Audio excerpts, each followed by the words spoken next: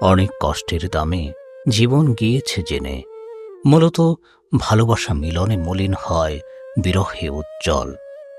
প্রতিমা কবিতায় এভাবেই ভালোবাসাকে সংজ্ঞায়িত করেছেন তুমুল জনপ্রিয় কবি হেলাল হাফিজ। ১৩ ডিসেম্বর দুপুরে তিনি সবাইকে বিরহে রেখে না ফেরার দেশে চলে গেছেন। Double million offer Walton fridge কিনে পেতে পারেন ২০ লক্ষ টাকা, রয়েছে কোটি কোটি টাকার নিশ্চিত উপহার। প্রস্থান কবিতায় হেলাল হাফিজ লিখেছেন, এখন তুমি কোথায় আছো, কেমন আছো, পত্র দিও। অথচ আর কোনো চিঠি পৌঁছবে না তার কাছে, তার কাছ থেকে আর কোনো কবিতাও পাব না আমরা। হেলাল হাফিজ প্রস্থান কবিতায় অভিমানের সুরে বলেছেন, আর না হলে যত্ন করে ভুলেই যেও, আপত্তি নেই।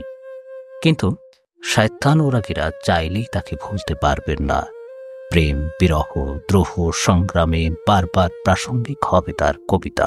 যে জলে আগুন জ্বলে লিখে, যে আগুন তিনি জ্বালিয়ে গেছেন প্রেমিকের মনে, সংগ্রামের মনে, সে আগুন ঢেকে ঢেকে জ্বলতে থাকবে আরও বহুদিন। জাতীয় জীবনে যখনই আসবে খারাপ সময়, তখন মনে পড়বে হেলাল হাফিজের সেই সাহসী উচ্চারণ, এখনো যৌবন যার, মিছিলে যাবার তার শ্রেষ্ঠ সময়, এখনো যৌবন যার, যুদ্ধে যাবার তার শ্রেষ্ঠ সময়। প্রেমের কবি, দ্রোহের কবি হেলাল হাফিজের জন্ম ১৯৪৮ সালের ৭ অক্টোবর নেত্রকোনায়।